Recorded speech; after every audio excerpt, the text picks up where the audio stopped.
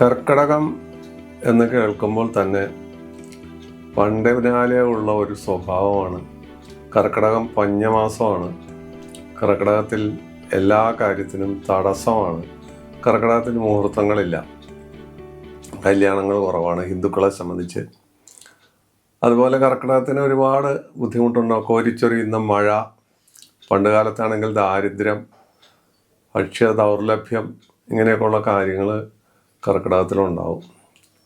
തന്നെയുമല്ല, സൂര്യൻ ഉത്തരായനം ദക്ഷിണായനം കാലഘട്ടത്തിൻ്റെ ആരംഭവും അവസാനവും അവിടെയാണ് നടക്കുന്നത്. ഇങ്ങനെ കർക്കിടക മാസത്തെ സംബന്ധിച്ച് ഒരു ശുദ്ധിയില്ല. സാധാരണ വീടുകളിൽ കർക്കിടക മാസത്തിൽ എല്ലാ ദിവസവും ശിവോദിക്ക് വയ്ക്കുക എന്നാൽ ശ്രീദേവിയാണ് ഈ പറയുന്നത്, അതാണ് ശിവോദി ആവുന്നത്. പഞ്ഞം കൊണ്ടുപോയി കളയുക, ഇങ്ങനെയൊക്കെയുള്ള ഒരുപാട് ആചാരങ്ങൾ നമ്മുടെ കുടുംബങ്ങളിൽ ഇപ്പോഴും അപൂർവം കുടുംബങ്ങളിലെല്ലാം നടക്കാറുണ്ട്.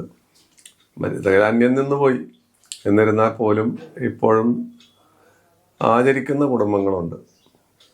അപ്പോൾ ഈ കോരിച്ചൊരിയുന്ന മഴയും ഭക്ഷ്യവസ്തുക്കൾ കിട്ടാനുള്ള ദൗർലഭ്യവും ഇതെല്ലാം ഇതുമായി ബന്ധപ്പെട്ടാണ് വരുന്നത്.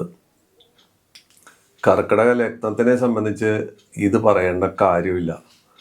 കർക്കിടക ലഗ്നത്തിൻ്റെ ഉടമസ്ഥൻ ചന്ദ്രനാണ്. ചന്ദ്രനെ സംബന്ധിച്ച് ജ്യോതിഷത്തിൽ വളരെ വലിയ പ്രാധാന്യം എല്ലാ കാര്യത്തിലും ഉണ്ട്. ചന്ദ്രൻ്റെ ബലമാണ്, ഞാൻ എപ്പോഴും പറഞ്ഞിട്ടുള്ള കാര്യം റിപ്പീറ്റ് ചെയ്യാണ്, ചന്ദ്രൻ്റെ ബലമാണ് നമ്മുടെ മനുഷ്യൻ്റെ ജീവൻ തന്നെ നിലനിർത്തുന്നത്. ഒരു വ്യക്തിയുടെ ജാതകമെടുത്താൽ അതിന് ചന്ദ്രബലമില്ലെങ്കിൽ തോരൻ ഉപ്പിടാത്ത അവസ്ഥ എന്താണോ അതാണെന്നും പറയാറുണ്ട്. ചന്ദ്രൻ യന്ത്രങ്ങളെ ചലിപ്പിക്കുന്ന ഗ്രീസാണ്. ഗ്രീസ് ഇല്ലെങ്കിൽ യന്ത്രങ്ങൾ ചലിക്കില്ല, യന്ത്രങ്ങൾ സ്റ്റക്കായി പോവും. അപ്പോൾ ചന്ദ്രനെ സംബന്ധിക്കുമ്പോൾ ഈ വക കാര്യങ്ങൾ നമ്മൾ ഓർത്തിരിക്കണം. മനസ്സിൻ്റെ കാരകനാണ് അമ്മ. അതുപോലെ മറ്റ് പല ഔഷധീശൻ എന്ന പേരും ചന്ദ്രനുണ്ട്. ഇതിൻ്റെ എല്ലാം പ്രയോക്താവാണ് ചന്ദ്രൻ. അപ്പോൾ ആ ചന്ദ്രൻ്റെ ബലത്തെ ആസ്പദമാക്കിയാണ് കർക്കിടക ലഗ്നത്തിൻ്റെ കാര്യങ്ങൾ നമ്മൾ പറയുന്നത്. കർക്കിടക ലഗ്നത്തിന് പൂർണ്ണത വരണമെങ്കിൽ ചന്ദ്രന് ബലം വേണം. ചന്ദ്രബലം എന്തെന്ന് പല അധ്യായങ്ങളിലും പറഞ്ഞിട്ടുണ്ട്.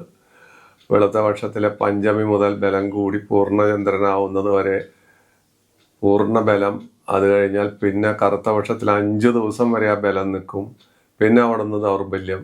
പിന്നെ കറുത്ത പക്ഷത്തിൽ വരുമ്പോൾ ബലം കുറയും. അങ്ങനെ നമ്മൾ ചന്ദ്രബലത്തെക്കുറിച്ചൊക്കെ പലപ്പോഴും പല അധ്യായങ്ങളിലും നമ്മൾ പറഞ്ഞു കഴിഞ്ഞതുകൊണ്ട് അതിനെക്കുറിച്ച് കൂടുതൽ പോകുന്നില്ല. അപ്പോൾ കർക്കിടക ലഗ്നം ചന്ദ്രനാണ് അതിൻ്റെ ലഗ്നാധിപൻ, ഉടമസ്ഥൻ. അതിന് മറ്റ് ലഗ്നങ്ങളെ അപേക്ഷിച്ച് ശുക്രൻ മാത്രമാണ് പാവൻ. ശുക്രൻ പാവനാവുന്നത് എന്തുകൊണ്ടാണെന്ന് അറിയാം. 11ാം ഭാവാധിപത്യമോ അല്ലെങ്കിൽ മറ്റെന്തെങ്കിലും ദോഷങ്ങളോ കൊണ്ടാണ് ആവുന്നത്, പാവനാകുന്നത്. അതൊക്കെ നമ്മൾ പറഞ്ഞ് തഴമ്പിച്ച കാര്യങ്ങളാണ്. കർക്കിടക ലഗ്നത്തിനെ ആരാധിക്കേണ്ട ദൈവം ഏതാണ്? സുബ്രഹ്മണ്യൻ, ഭഗവതി, 5ഉം 9ഉം ഭാവം കൊണ്ട് സുബ്രഹ്മണ്യൻ, ഭഗവതി പ്ലസ് മഹാവിഷ്ണു അഥവാ ഗുരുവായൂരപ്പൻ, അതുപോലുള്ള ദൈവങ്ങളാണ് ആരാധനാമൂർത്തികൾ. അപ്പം ചന്ദ്രനെ സംബന്ധിക്കുമ്പോൾ ചന്ദ്രന് ശത്രുക്കളേ ഇല്ല. ചന്ദ്രന് ആരോടും ശത്രുതയില്ല. പക്ഷെ ചന്ദ്രനോട് ശത്രുതയുള്ള ആളുകളുണ്ട്. വ്യാഴത്തിനെ പോലത്തെ ആളുകൾക്കൊക്കെ ചന്ദ്രനോട് ശത്രുതയുണ്ട്. രാഹുവിന് ശത്രുതയുണ്ട്, കേതുവിന് ശത്രുതയുണ്ട്. പക്ഷെ ചന്ദ്രന് ആരോടും ശത്രുതയില്ല. അതാണ് ചന്ദ്രൻ്റെ ഏറ്റവും വലിയ പ്രത്യേകത. അപ്പം ചന്ദ്രൻ പ്രകൃതിയെയും മനുഷ്യനെയും മനസ്സിനെയും എല്ലാം സ്വാധീനിക്കുന്നു. പല വിശേഷങ്ങളും ചന്ദ്രനുമായി ബന്ധപ്പെട്ടാണ് വരുന്നത്. ഹിന്ദുക്കളുടെ ആയാലും മുസ്ലിങ്ങളുടെ ആയാലും മറ്റ് പലരുടെ ആയാലും പല സമുദായക്കാരുടെ, അതായത് ഭാരതത്തിൽ മാത്രമല്ല വിദേശത്തും ഈ ചന്ദ്രൻ്റെ സ്വാധീനം വിശേഷങ്ങളുമായി ബന്ധപ്പെട്ട് കാണാം. അപ്പോൾ ചന്ദ്ര ലഗ്നമാണ് ചന്ദ്രലഗ്നമല്ല, ചന്ദ്രന്റെ ലഗ്നമാണ് കർക്കിടകം. അപ്പോൾ കർക്കിടകത്തിൽ പിറന്ന ആളുകൾക്ക് പിത്തരസം കൂടുതലായി ഉണ്ടാകുക, വെളുത്ത നിറമായിരിക്കും, സൗന്ദര്യം ഉണ്ടാവും, ചന്ദ്രന് സൗന്ദര്യമുണ്ട്. ഇവർക്ക് ദാനശീലം വളരെയധികം ഉണ്ടാകും, ചുറുചുറുക്കുള്ള സ്വഭാവമായിരിക്കും. പക്ഷേ കയറ്റിറക്കങ്ങൾ സാമ്പത്തിക കാര്യങ്ങളിലും ജീവിതത്തിലും അടിക്കടി ഉണ്ടായിക്കൊണ്ടിരിക്കും. കാരണമുണ്ട്. ചന്ദ്രൻ ഓരോ ദിവസവും ഓരോ കല കൂടുകയോ കുറയുകയോ ചെയ്യുന്ന ഒരു ഗ്രഹമാണ്. അതാണ് അതിൻ്റെ ബലത്തിനെ നമ്മൾ പറഞ്ഞത്. അപ്പോൾ ആ ബലാധിക്യവും ബലക്ഷയവും അനുസരിച്ച് കർക്കിടക ലഗ്നക്കാരെ സംബന്ധിച്ചിടത്തോളം കയറ്റിറക്കം പ്രധാനമാണ്. പക്ഷേ ജനിക്കുന്ന സമയത്ത് പൂർണ്ണ ബലമുള്ള ചന്ദ്രനാണ് എങ്കിൽ, ഇപ്പോൾ പൂരാടം നക്ഷത്രം ജനിച്ചു മിഥുനമാസം അല്ലെങ്കിൽ ഇടവമാസത്തിലെ പൂരാടം എന്ന് പറഞ്ഞാൽ അന്ന് പൗർണമിയായിരിക്കും, അതിൻ്റെ അപ്പുറത്തോ പൗർണമിയായിരിക്കും, പൂർണ്ണ ചന്ദ്രബലം ഉണ്ടാവും. പിന്നെ ജനനസമയവും മറ്റു യോഗങ്ങളും ഒക്കെ കണക്കാക്കിയിട്ട് വേണം. അപ്പോൾ അങ്ങനെയുള്ള പ്രത്യേകത ഈ കർക്കിടക ലഗ്നത്തിന് പ്രചാരം സിദ്ധിച്ച ഒരു കാര്യമാണ്. സാധാരണ കർക്കിടക ലഗ്നം ജനിച്ച ആളുകൾ ഔഷധ വ്യാപാരികളോ വൈദ്യനോ ഡോക്ടറോ അതുപോലെ ക്ഷേത്ര പൂജാരികളോ സ്വാത്വികമായ പ്രവൃത്തികൾ ചെയ്യുന്നവരോ വിദേശത്ത് ജോലി ചെയ്യുന്നവരും അതിനുശേഷം സ്വദേശത്ത് വന്ന് ജീവിക്കുന്നവരും ഒക്കെ ആകാം. അല്ലെങ്കിൽ സ്വദേശത്ത് നിന്നുകൊണ്ട് ജോലി പോരെന്ന് തോന്നി വിദേശത്തേക്ക് പോകുന്നവരാകാം. ഇങ്ങനെ ഒരുപാട് തുറകളിൽ, നാനാ തുറകളിൽ കർക്കിടക ലഗ്നക്കാർ വിഹരിക്കുന്നുണ്ട്. നല്ല വൈദ്യന്മാർ, രാഹുവും ചന്ദ്രനും കൂടി കൂടുമ്പോൾ ഉണ്ടാകുന്ന ഒരു പ്രക്രിയയാണത്. ഒരു ശത്രുക്കളാണെങ്കിൽ പോലും നല്ല വൈദ്യന്മാർ, നല്ല ഡോക്ടർമാർ, നല്ല കച്ചവട പ്രമാണിമാർ, ഇവരെല്ലാം ഈ വകുപ്പിൽ കൊണ്ടുവരാവുന്നതാണ്, കാണാവുന്നതാണ്. വേറെ പല ജോലികളും പല കാര്യങ്ങളും ഇതുമായിട്ട് ബന്ധപ്പെടുത്തി പറയാനൊന്നും പറഞ്ഞാൽ നമുക്ക് തീരില്ല. വളരെയധികം കാര്യങ്ങൾ പറയേണ്ടി വരും, ഒന്നും പറയുന്നില്ല. അപ്പോൾ ഇതിൻ്റെ രണ്ടാം ഭാവം, കർക്കിടക ലഗ്നത്തിൻ്റെ രണ്ടാം ഭാവം ചിങ്ങമാണ്. ചിങ്ങം ആദിത്യൻ്റെ ക്ഷേത്രമാണ്, സൂര്യൻ്റെ ക്ഷേത്രമാണ്. രണ്ടാം ഭാവം ചിങ്ങമായി വന്നാൽ ധനലാഭം, പരാക്രമം, ജനസേവ, പൊതുജനപ്രിയം, ഇങ്ങനെ ഒരുപാട് കാര്യങ്ങളെക്കുറിച്ച് പറയാം. ഇവർ പൊതുവിൽ ജനമധ്യത്തിൽ പ്രധാനികളായിരിക്കും. അവരുടെ വാക്കുകൾ എല്ലാവരും ശ്രദ്ധിക്കും, വാക്കുകൾക്ക് മൃദുത്വം ഉണ്ടാവും. പക്ഷേ കാര്യങ്ങളിൽ അവർ വളരെ ഷാർപ്പായിരിക്കും. ചിങ്ങം രണ്ടാം ഭാവം ധനസ്ഥാനവും കൂടിയാണ്. ധനപരമായി അവരൊട്ടും വിട്ടുകൊടുക്കില്ല. അവരുടെ കൈ ചുരുട്ടി തലയ്ക്ക് താഴെ വെച്ച് അവരുടെ കാര്യങ്ങൾ കാണാൻ അവർ മിടുക്കന്മാരായിരിക്കും. പൊതുവിൽ ധനവാന്മാരായിരിക്കും. ധനക്ഷയം അവർക്ക് വളരെ കുറവായിരിക്കും. സമ്പാദിച്ച ധനം അവരുടെ ആവശ്യങ്ങൾക്കോ മറ്റു കാര്യങ്ങൾക്കോ ഉപയോഗിക്കുന്ന സ്വഭാവമായിരിക്കും ഇവർക്ക് സാധാരണയായിട്ട് കണ്ടുവരുന്നത്. അതാണ് ചിങ്ങം രണ്ടാം ഭാവമായി വന്നാലുള്ള അവസ്ഥ. 3 കന്നിയാണ്. അത് ബുധൻ്റെ ക്ഷേത്രമാണ്. ചന്ദ്രനും ബുധനും തമ്മിൽ ബന്ധമുണ്ടെന്നുള്ളതൊക്കെ നമ്മൾ പറഞ്ഞിട്ടുണ്ട്. കന്നി 3-ാം ഭാവം സഹോദര സ്ഥാനവും കൂടി പറയാൻ നോക്ക്. സഹോദര സ്ഥാനമാണ് പ്രധാനമായിട്ട് പറയുന്നത്. ആയുധം ധരിച്ച് നടക്കുക എന്ന് വെച്ചാൽ, ആയുധധാരികളായി നടക്കുക എന്ന് വെച്ചാൽ തോക്ക് മുതലായ കാര്യങ്ങൾ കയ്യിൽ കൊണ്ട് നടക്കുക, അല്പസ്വല്പം വാഗ്ധോരണി ഉണ്ടാകുക, അന്യോന്യം കലഹശീലം ഉണ്ടാകുക, എന്നാൽ സഹോദര ഗുണവും സാമ്പത്തിക നേട്ടങ്ങളും ധാരാളമായി ഉണ്ടാകുക, അറിവ്, പുസ്തക വായന, അധ്യാപക വൃത്തി, അതുപോലെ സഹോദരന്മാരെ കൊണ്ട് ഇവർക്ക് കീർത്തി കിട്ടുക. ഇവരുടെ കീർത്തിയേക്കാൾ കൂടുതൽ ഇന്ന വലിയ നടൻ്റെ സഹോദരനാണ്, അല്ലെങ്കിൽ ഇന്ന നടിയുടെ ഭർത്താവാണ് എന്നെല്ലാം പറയുന്ന രീതിയിലുള്ള കീർത്തി അവർക്ക് ലഭിക്കുകയാണ്. ഈ 3-ാം ഭാവം കർക്കിടക ലഗ്നത്തിൻ്റെ കന്യയായി വന്നാൽ. 4-ാം ഭാവം തുലാം ശുക്രൻ്റെ ക്ഷേത്രമാണ്. അത് വളരെ ഗുണകരമാണ്. 4 എന്ന് പറയുന്നത് വീട്, വാഹനം, അമ്മ, കിടക്ക, ഉപകരണ സാമഗ്രികൾ, ഏകദേശം മനസ്സിൻ്റെ സാന്നിധ്യം കൂടി അവിടെ വരും.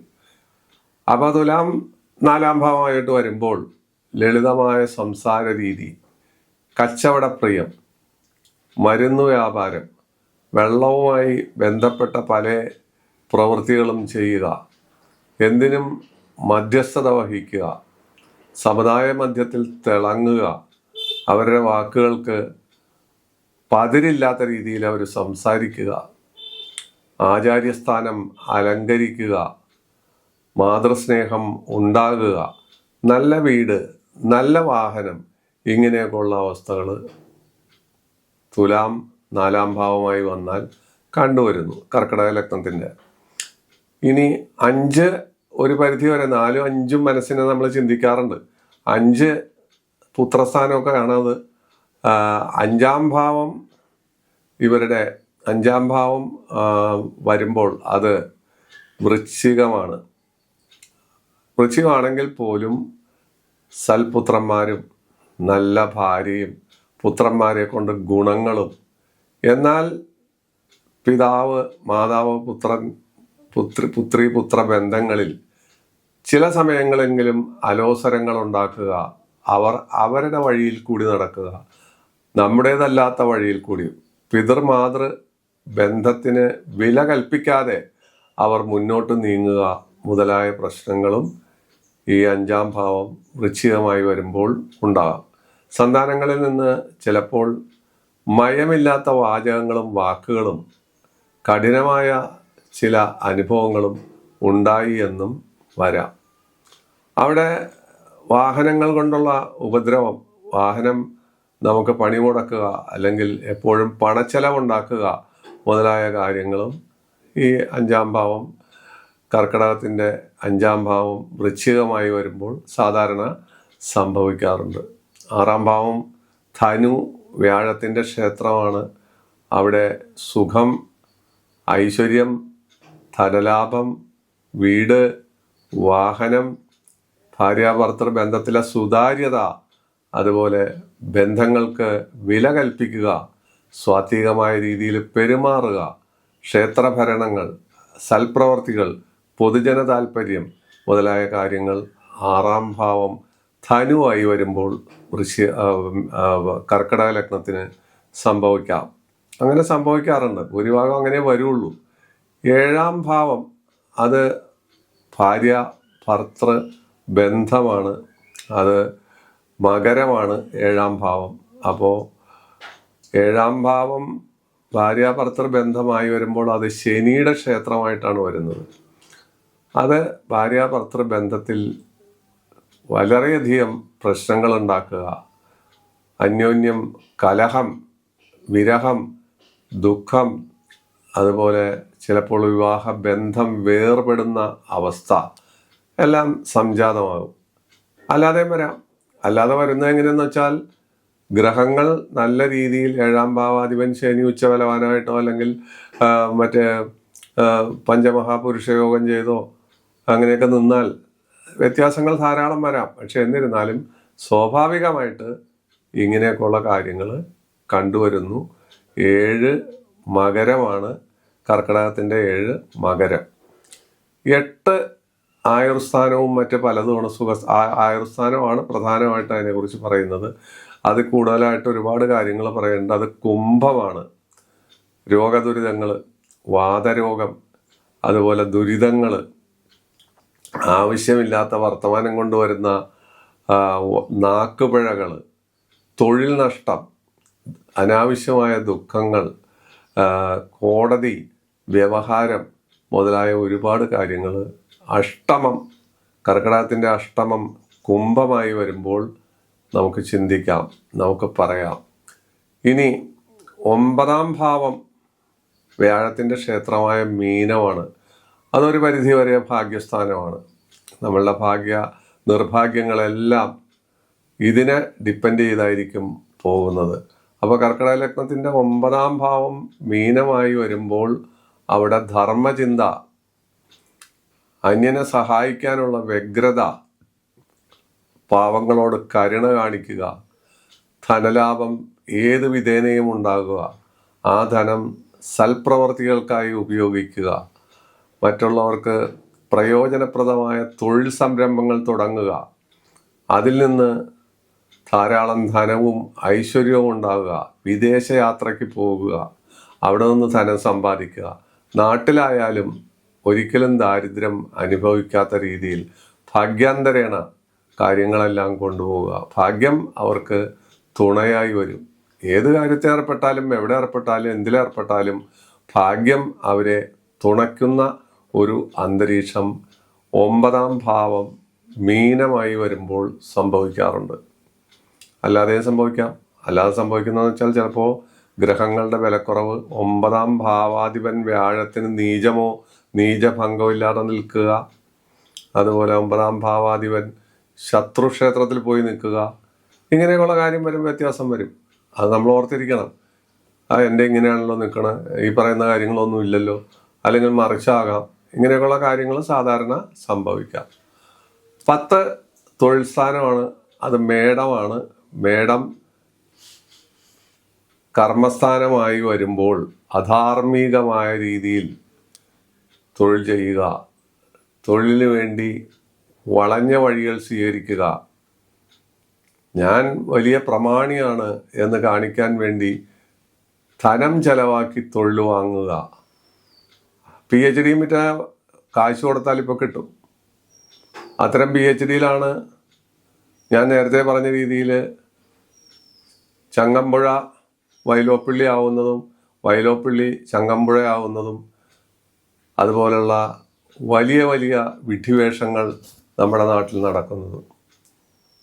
പ്രീ ഡിഗ്രി മാത്രമുള്ള ഒരു വനിതാ രാഷ്ട്രീയ നേതാവ് നമ്മുടെ സാമൂഹ്യ മാധ്യമങ്ങളിൽ അവഹേളിക്കപ്പെട്ടു. അവർക്ക് ഡോക്ടറേറ്റ് ഉണ്ടെന്നാണ് അവർ പറയുന്നത്. എവിടെ നിന്നാണെന്ന് അവർക്കറിയില്ല.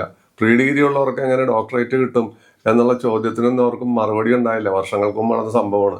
ഇപ്പം അവരെക്കുറിച്ച് കേൾക്കാനുമില്ല, ആ സംഭവത്തിന് ശേഷം കേൾക്കാനുമില്ല. ഇങ്ങനെയൊക്കെയുള്ള സംഭവങ്ങൾ സാധാരണഗതിയിൽ ഉണ്ടാകാറുണ്ട്. ഇത്തരക്കാർ മേടൻ രാശി കർമ്മസ്ഥാനമായി വരും. അപ്പം അവർ അത്തരം വളഞ്ഞ മാർഗങ്ങളിൽ കൂടി ഇതെല്ലാം നേടിയെടുത്ത് വലിയ തൊഴിലും കാര്യം വരുമ്പോൾ കഷ്ടകാലത്തിൻ്റെ കൊടുമുടിയിലെത്തുമ്പോൾ ഇടിഞ്ഞു പൊളിഞ്ഞ് താഴ്ത്തു വീഴും. സംഭവങ്ങളൊക്കെ വെളിച്ചത്ത് വരും, ചെമ്പ് തെളിയും. അങ്ങനെയാണ് ഇതൊക്കെ സംഭവിക്കുന്നത്. ഒരു പരിധി വരെ പടവുകൾ കയറിയെത്തി അങ്ങേ തലക്കലെത്തുമ്പോഴായിരിക്കും ഒരു ഏഴരശനി വരും, അല്ലെങ്കിൽ കണ്ടകശനി വരും. അപ്പോൾ സംഗതിയെല്ലാം കുഴപ്പത്തിലാകും. 11-ാം ഭാവം ഇടവമാണ്, അത് ശുക്രൻ്റെ ക്ഷേത്രമാണ്. കർക്കിടകത്തിൻ്റെ 11-ാം ഭാവം ശുക്രൻ പാപനാണ് എന്ന് നേരത്തെ പറഞ്ഞു. ആകെ പാപത്വം ശുക്രന് മാത്രമേ ഉള്ളൂ. 11-ാം ഭാവം കൊണ്ടാണ് ആ പാപത്വം വരുന്നത്. പക്ഷേ 11-ാം ഭാവം ശുക്രൻ്റെ ക്ഷേത്രമായതുകൊണ്ട് ആ പാപത്വം മറന്ന് ശുക്രൻ കല, സൗന്ദര്യം, നൃത്തം, സംഗീതം, അതുപോലെ സ്വർണ്ണ വ്യാപാരത്തിൽ വിജയം, ജൗളി വ്യാപാരത്തിൽ വിജയം, വിദേശയാത്ര, അതുപോലെ അധ്യാപക വൃത്തി മുതലായ ഒരുപാട് കാര്യങ്ങൾ 11-ാം ഭാവം കർക്കിടക ലഗ്നത്തിൻ്റെ ശുക്രനായി വരുമ്പോൾ ശുക്രൻ ആ പാപത്വം മറന്ന് അവിടെ ഫലദാനം ചെയ്യുന്നു. അതാണ് അതിൻ്റെ ഏറ്റവും വലിയ പ്രത്യേകത. ഇങ്ങനെയൊക്കെയാണ് എങ്കിൽ പോലും അത് അവിടെ ഫലദാന വിഷയത്തിൽ ശുക്രൻ ഇതെല്ലാം മറന്നാണ് അവിടെ ചെയ്യുന്നത്. 12-ാം ഭാവം വരുന്നത് മിഥുനമാണ്. മിഥുനം ബുധൻ്റെ ക്ഷേത്രമാണ്. അത് അവിടെയും ഗുണപരമായ നേട്ടങ്ങളാണ് കൊടുക്കുന്നത്. ഗുണപരമായ നേട്ടം എന്ന് വെച്ചാൽ വിദ്യാ തടസ്സം വരുന്നില്ല, വിദ്യ കിട്ടുന്നു, അറിവ് ലഭിക്കുന്നു, അവർ വാഗ്ധോരണി കൊണ്ട് പ്രസംഗ വിദഗ്ധന്മാരാകുന്നു, ഭരണകർത്താക്കളാകുന്നു, അതുപോലെ വലിയ വലിയ പണ്ഡിതന്മാരാകുന്നു, നല്ല അധ്യാപകന്മാരാകാം, ശാസ്ത്രജ്ഞന്മാരാകാം, നിഗൂഢ ശാസ്ത്ര പഠനമുള്ളവരാകാം, പഠിതാക്കൾക്ക് ശക്തിയായ ഭാഷയിൽ, മനസ്സിലാകുന്ന ഭാഷയിൽ കാര്യങ്ങൾ പറഞ്ഞു കൊടുക്കുന്നവരാകാം.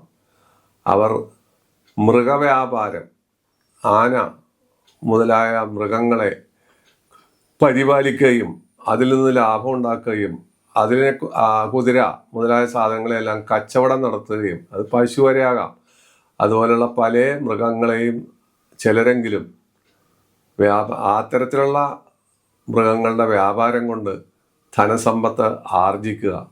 പക്ഷേ പെട്ടെന്നായിരിക്കും ധനവ്യയം വരുന്നത്.